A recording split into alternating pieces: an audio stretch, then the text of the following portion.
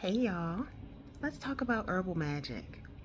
So, one of the oldest forms of magic is herbal magic. Before people had candles and crystals, and before people were creating oils and things like that, they only had the natural world. They only had what was around them. And typically it was plants. Plants, herbs, spices, these were things that were found in the natural world. And so these are the things and the tools that our ancestors used to bring about change, in their lives. Now, as an herbalist, I have an affinity for herbs. I have a deep affinity for herbal magic. I have a deep affinity for herbal medicine. I got into it when my son was born. I didn't want to put like Johnson and Johnson products on him, so I started researching, and then I went down a rabbit hole, and here I am. So, after all of those years later, herbal magic is going to always be my favorite magic to use, to engage in, because it doesn't require anything but the herbs and you. The reason why I think herbal magic is one of the easiest forms of magic is because you have an ally. So plants, herbs, spices, all of these things that we use in our everyday life by cooking and things like that, they all have their own energy. They all carry their own energetic frequency. Whether you're using them fresh, whether you're using them dried, they have their own energy. And because plants have their own energy, it's very easy to connect with that energy as well as use that energy to bring about change. That's what magic's all about. Bring about a change. And so the reason why I say it's so much easier is because you have that ally to work with. You already have this energy assisting you with what it is that you need assistance with. The thing that people get hung up on when it comes to herbal magic is that they're not really activating. They're not activating those herbs. They're not connecting with the plant. They may be using it in their magic. They may be rubbing it on their candles, but if you're not talking to these herbs, if you're not speaking to these plants, you're just dressing candles. You're just making your candles look pretty. You're just rolling candles and herbs, but you're not activating the energy. So how does one activate that energy? Well, what I like to do first before I do any form of magic is activate the energy within me. So I take my hands, start rubbing them together, and get it going.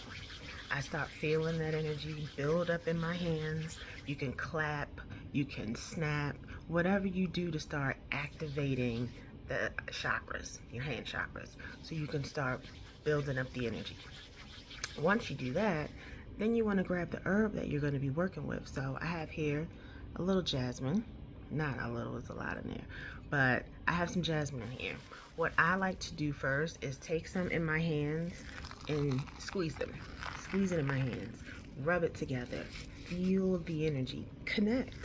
Really connect with the herb that's in your hand, because again, this herb is adding their energy to your intention.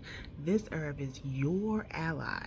So this herb is going to add whatever it is that you're trying to do.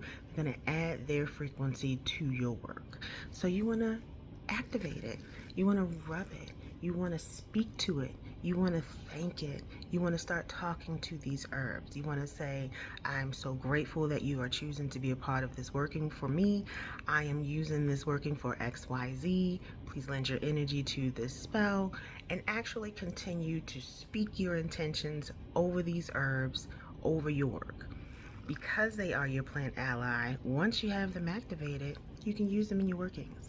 So even if you have no candles, even if you have no anything, you don't have any tools, you have herbs, you have spices. If you cook, if you are a person who's up in your kitchen, you have these things. It doesn't have to be the flowers.